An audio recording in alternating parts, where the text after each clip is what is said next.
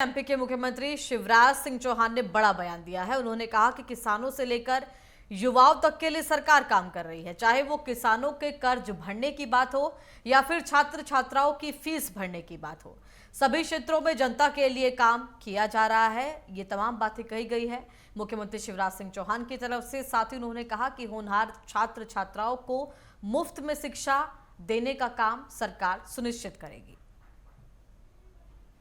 आज मैं मेरा खाता हूं, परसों 13 तारीख को लगभग 2200 करोड़ रुपया ब्याज के किसानों का हम भरवाएंगे। किसानों को खाते 0% ब्याज पे कर्जा लाने कमलनाथ ने बंद कर दिया था। हम फिर से 0% ब्याज पे कर्जा दें। सिंचाई की योजनाएं कांग्रेस के जमाने में कभी बनी नहीं, लेकिन सिंचाई की योजनाओं का जायज उठाने का काम कर रहे हैं। 2900 करोड़ रुपया किसानों के खाते में फसल बीमा योजना का भी 13 तारीख को डाल दिया जाए। मेरे बेटा बेटियों, किसी जाति और समाज के अगर उनमें मेधावी है, अगर उनमें बुद्धि है, अगर उनमें क्षमता है, तो 12वीं में अगर वो 70% नंबर लेके आते हैं तो मामा लैपटॉप भी दिलवाता है। लेकिन केवल लैपटॉप नहीं, आप सुन लेना, ऐसे बेटा बेटियों का उनकी मेहनत से अगर medical college, engineering college, IIT, IIM, law college कहीं भी एडमिशन होगा, उनकी फीस चाहे 5 लाख रुपया साल हो, चाहे 10 लाख रुपया साल हो, उनकी फीस मम्मी पापा भी भरवाएंगे। कौन भरवाएगा? अरे जोर से बताओ। मुख्यमंत्री सीखो और कमाओ योजना। हमारे नौजवान जिनने 12वीं पास कर बीएड काम कर लिया, एमएमएससीएम काम कर लिया, नौकरी सबको मिलती नहीं है। अभी 1 लाख सरकारी नौकरियों में भर्ती का क्रम चल रहा है।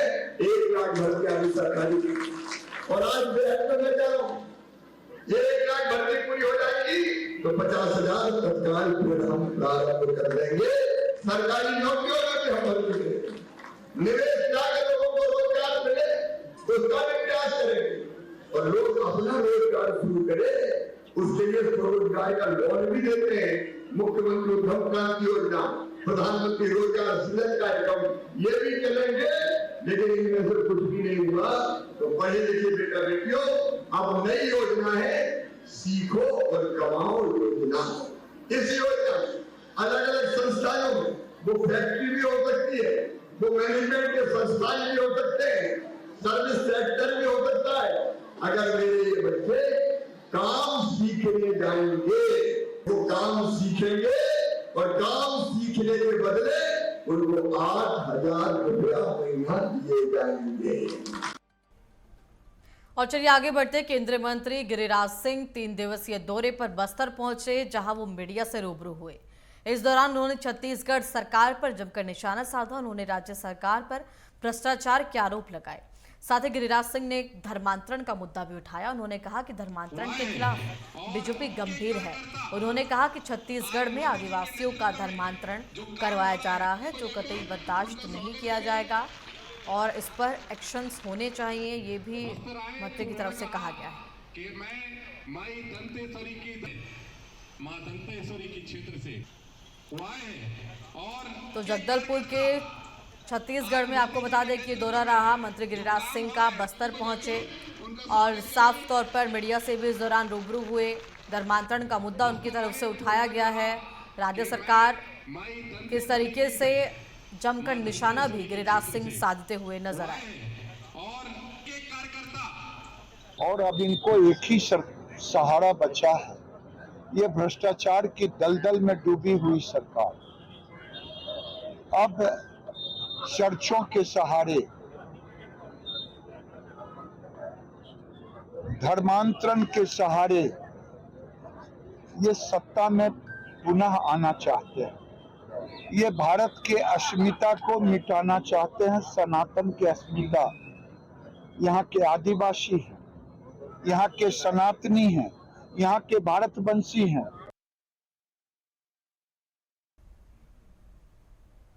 और आगे बढ़ते कैबिनेट मंत्री कवासी लखमा भानु प्रतापपुर विधानसभा क्षेत्र के दौरे पर रहे। उन्होंने भानु प्रतापपुर विधानसभा के ग्राम फरसकोट और बंसला में महिला सामुदायिक भवन का भूमि पूजन किया। मंत्री ने लोगों को संबोधित करते हुए कांग्रेस की भूपेश सरकार पर की भी खूब तारीफें की। साथ ही सरकार द्वारा किए जा रहे कार्यों को भी जनता के सामने रखा गया और आने वाले विधानसभा चुनाव में जीत के लिए लोगों से अपील भी उनके द्वारा की गई। उन्होंने कहा कि छत्तीसगढ़ सरकार लगातार लोकहित में कार्य कर रही है।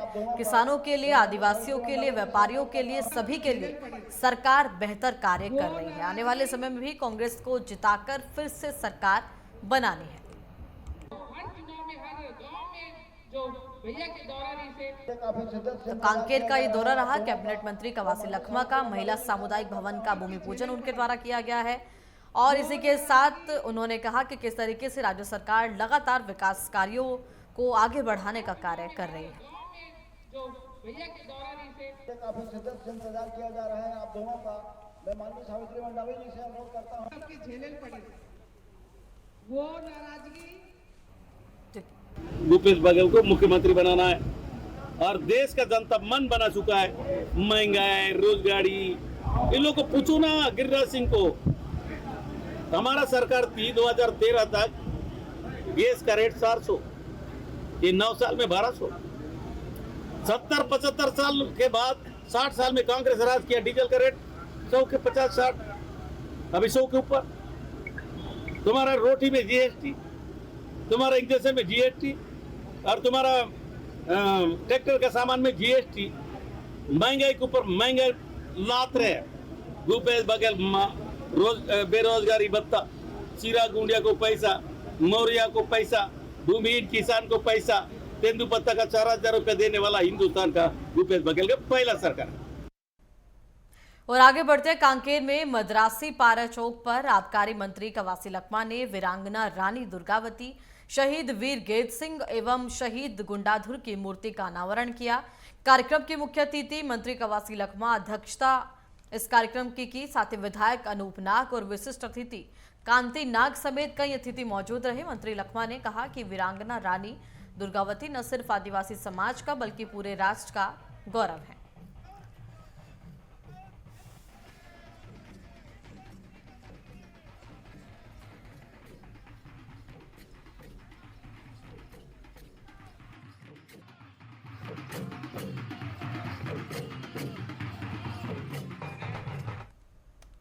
और चलिए आगे बढ़ते हैं। उज्जैन के विक्रम विश्वविद्यालय में व्याप्त अनियमितताओं और लचर व्यवस्थाओं को लेकर अखिल भारतीय विद्यार्थी परिषद के द्वारा संभाग स्तरीय विश्वविद्यालय का घेराव किया गया।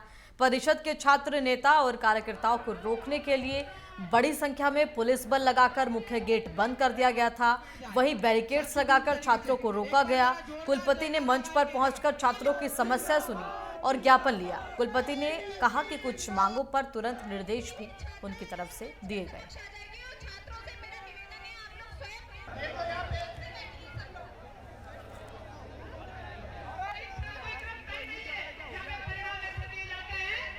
तो विश्वविद्यालय का घेराव यहां पर किया गया। इस बीच पुलिस और कार्यकर्ताओं में धक्का मुक्की भी हुई। कुलपति ने छात्रों से ज्ञापन लिया है। दिशा निर्देश भी कुलपति की तरफ से दिए गए हैं।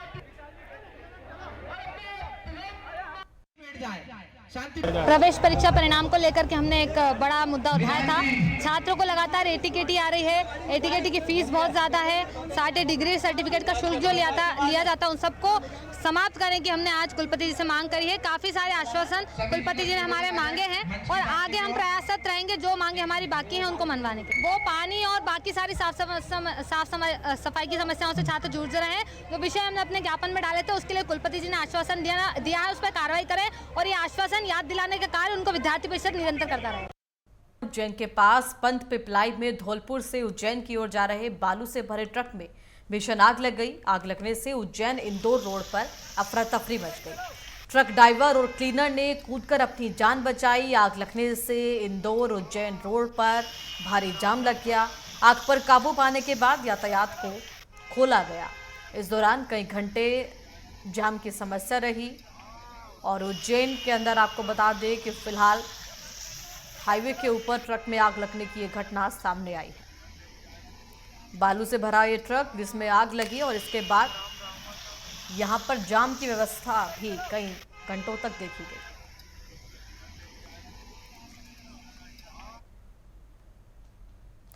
और आगे बढ़ते हैं, छतरपुर में जल जीवन मिशन योजना के माध्यम से ग्रामीण जल समूह प्रदाय योजना के तहत एक दिवसीय विकास खंड स्तरीय कार्यशाला का आयोजन किया गया, जिसे बिजावर जनपद पंचायत के सभागार में संपन्न कराया गया। इस योजना में बिजावर जनपद क्षेत्र के 24 गांव को स्वच्छ पेयजल आपूर्ति के लिए चिन्हित किया गया है और बहुत जल्द हर घर को पीने का शुद्ध पानी मिलने लगेगा। इसी के तहत कार्यशाला में विधायक राजेश शुक्ला, तहसीलदार समेत जनपद सदस्य एवं गणमान्य नागरिक भी उपस्थित रहे।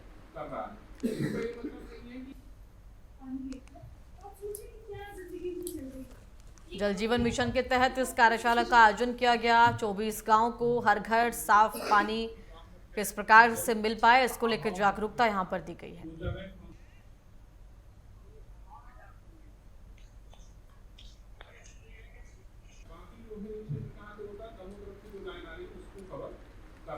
जल जीवन मिशन के तहत बिजावर के 24 गांवों को यहाँ सम्मिलित किया गया है, चिन्हित किया गया है। बिजावर में 142 गांव हैं, पर हमारा जो क्षेत्र पड़ रहा है दमोह के आसपास के नियर के जो गांव हैं उसको 24 को ही हम उसको कवर कर पा रहे हैं। बाकी का पन्ना जिले से हो जाएगा, कुछ छतरपुर जिले से हो जाएगा, ये पूरा 4-2 कवर हो जाएगा। और हमारा मुख्य उद्देश्य ये है कि इन 24 गाँवों को जल जीवन मिशन के तहत हर घर में जल पहुँचाना है, वो भी दिसंबर 2024 से पहले। ये हमारा मुख्य लक्ष्य है। और चलिए आगे बढ़ते हैं। रायपुर में विधायक विकास उपाध्याय ने अपने विधानसभा क्षेत्र के कई वार्डों में सामाजिक भवनों, सामुदायिक भवनों और उद्यानों में सौंदर्यीकरण का भूमि पूजन करवाया। इस दौरान उन्होंने क्षेत्र में लंबित पड़े कार्यों को जल्द से जल्द पूरा करने के निर्देश भी दिए हैं। साथ ही विधायक ने जनता को ये तमाम विकास कार्यों की सौगातें भी दी, जिसमें सामाजिक भवन और उद्यानों का सौंदर्यीकरण भी शामिल है। जनता के हाथों विधायक की तरफ से भूमि पूजन कराया गया है और इसी के साथ लंबित कार्यों में तेजी लाने के निर्देश भी यहां पर विधायक की तरफ से दिए गए।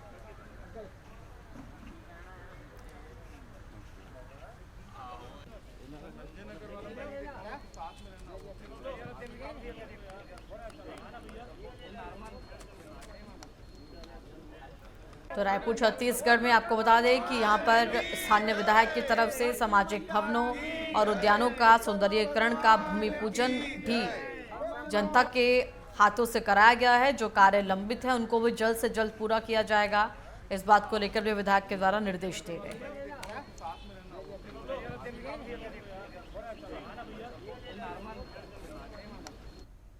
और छत्तीसगढ़ के रायगढ़ जिले की सहकारी समितियों में ताला लग गया है। हालात यह है कि यहां किसान खाद और बीज नहीं ले पा रहे हैं। दरअसल 1 जून से सहकारी समिति के प्रबंधकों ने नियमितीकरण समेत अन्य 3 मांगों को लेकर अनिश्चितकालीन आंदोलन शुरू किया है। इसके चलते जिले भर की सहकारी समितियां बंद हैं। अब खरीफ सीजन शुरू हो गया है, ऐसे में खाद बीज को लेकर किसानों की परेशानी बढ़ने वाली है, क्योंकि इस आंदोलन के तहत सभी किसानों को खाद और बीज की उपलब्धता को लेकर किल्लत होगी, जिसको लेकर आपको बता दें कि फिलहाल खाद और बीज किसान नहीं ले पा रहे हैं। सहकारी समितियों में ताले लगे हुए हैं, जिसके तहत किसानों को इन समस्याओं का सामना करना पड़ रहा है। इसी के साथ आपको बता दें कि सहकारी समितियों के प्रबंधकों की तरफ से अनिश्चितकालीन धरना प्रदर्शन को लेकर तालेबंदी की गई है।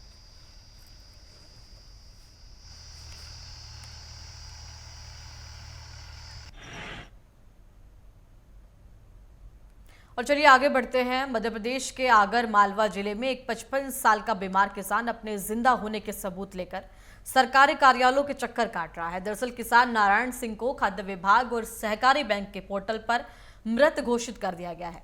नतीजतन किसान को सरकार की ओर से दी जाने वाली किसान सम्मान निधि भी नहीं मिल पा रही है और ना ही उसे समर्थन मूल्य पर बेची अपनी फसल की रकम 2 महीने बाद भी मिल पाई है। वहीं सरकारी दफ्तरों की हालत इतनी बिगड़ चुकी है कि कलेक्टर के निर्देशों के बाद भी अधिकारियों ने किसान को कागजों में अब तक जिंदा नहीं किया है, जिसके बाद पीड़ित किसान लगातार सरकारी कार्यालयों के चक्कर लगाने को मजबूर है। पूरा मामला आगर मालवा क्षेत्र मध्य प्रदेश का है।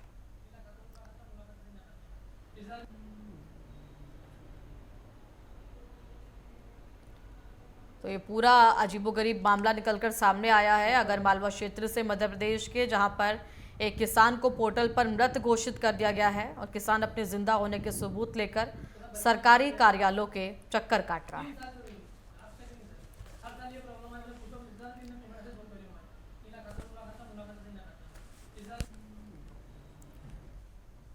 और चलिए आगे बढ़ते हैं। छत्तीसगढ़ के डोंगरगढ़ में रेलवे स्टेशन परिसर में लगातार चोरी की घटनाएं हो रही हैं। मोटरसाइकिल को लेकर जनता कांग्रेस छत्तीसगढ़ ने पार्किंग को दोबारा से खुलवाने और प्लेटफॉर्म में हो रही असुविधाओं को ठीक करने की मांग को लेकर ज्ञापन सौंपा है। इतना ही नहीं, प्रदेश कोर कमेटी के सदस्य और महासचिव नवीन अग्रवाल के नेतृत्व में प्रदेश उपाध्यक्ष डुमेंद्र लोधी और प्रदेश सचिव अनिल सिन्हा ने एईएन कार्यालय का घेराव किया है, लेकिन अधिकारी ज्ञापन लेने के लिए पहुंचे ही नहीं।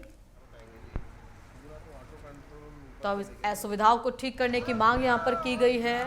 इसी के साथ जनता कांग्रेस की तरफ से मांग की गई है। ज्ञापन लेने अधिकारी नहीं पहुंचे हैं। विरोध जब किया गया, लाचार व्यवस्था से आम लोग परेशान है, ये कहना है। रेलवे परिसर से लगातार मोटरसाइकिल चोरी होने की घटनाएं भी सामने आ रही है। इसके लिए पार्किंग खुलवाने को लेकर मांग की जा रही है।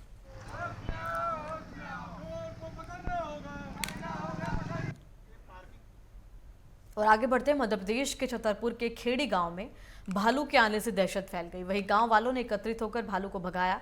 इस दौरान भालू कुएं में जा गिरा। मामले की जानकारी दिए जाने पर वन विभाग की टीम मौके पर पहुंची, जहां पन्ना टाइगर रिजर्व की टीम भी मौके पर पहुंची। भालू का रेस्क्यू किया गया और भालू को पिंजरे में ले जाकर जंगल में छोड़ दिया गया। 5 घंटे की कड़ी मशक्कत के बाद भालू को बाहर निकाला गया, भालू का रेस्क्यू किया गया। पूरा मामला छतरपुर मध्य प्रदेश का है।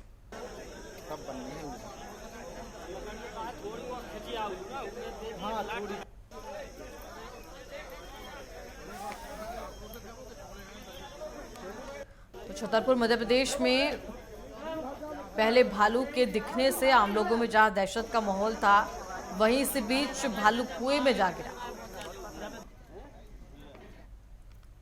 और आगे बढ़ते हैं। दमोह के बटियागढ़ थाने के घुगस गांव में मासूम बच्ची को सांप ने डस लिया। बच्ची के रोने पर परिजन इलाज के लिए लेकर पहुंचे, जहां बच्ची ने दम तोड़ दिया। परिजनों ने घटना की सूचना पुलिस को दी। वहीं सूचना पर पुलिस ने शव को पोस्टमार्टम के लिए भेजा है। जांच की जा रही है।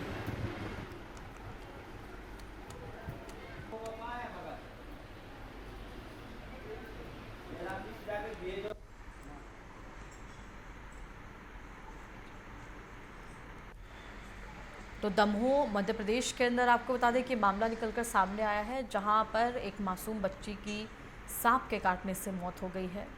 परिजनों की तरफ से पुलिस को सूचना दी गई और इसके बाद पुलिस की तरफ से जांच की जा रही है। सवेरे एक छोटी बच्ची करीब 3 साल की, उसको सीएससी बटियागढ़ में मृत अवस्था में लाया गया था। परिजनों के द्वारा मृत्यु का कारण सांप का काटना बताया गया है। तो बाद में फिर सीएससी बटियागढ़ में मृतिका का पीएम कर दिया गया है और जांच के लिए सैंपल्स आकर के दिया गया है। उसके बाद ये बता पाएंगे कि सर की बात है।